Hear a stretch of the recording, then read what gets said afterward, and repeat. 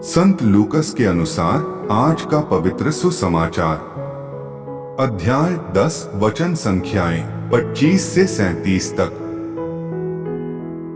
किसी दिन एक शास्त्री आया और ईसा की परीक्षा करने के लिए उसने यह पूछा, गुरुवर, अनंत जीवन का अधिकारी होने के लिए मुझे क्या करना चाहिए?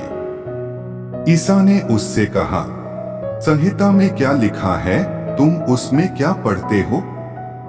उसने उत्तर दिया, अपने प्रभु ईश्वर को अपने सारे हृदय, अपनी सारी आत्मा, अपनी सारी शक्ति और अपनी सारी बुद्धि से प्यार करो और अपने पड़ोसी को अपने समान प्यार करो। ईसा ने उससे कहा, तुमने ठीक उत्तर दिया, यही करो और तुम जीवन प्राप्त करोगे।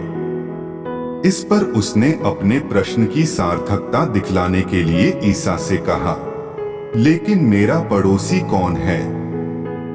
ईसा ने उसे उत्तर दिया, एक मनुष्य यरूशलेम से यरीको जा रहा था और वह डाकुओं के हाथों पड़ गया। उन्होंने उसे लूट लिया, घायल किया और अधमरा छोड़कर चले गए।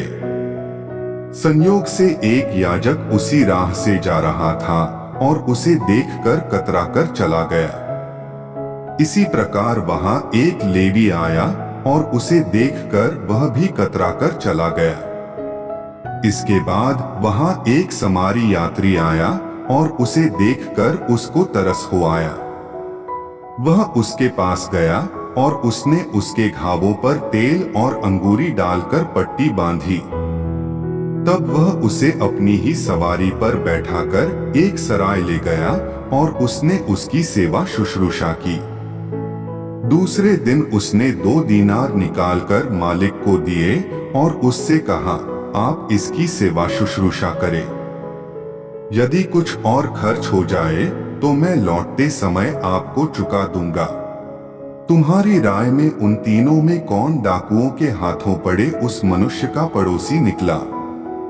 उसने उत्तर दिया, वही जिसने उस पर दया की। ईसा बोले, जाओ तुम भी ऐसा करो। यह प्रभु का सुसमाचार है।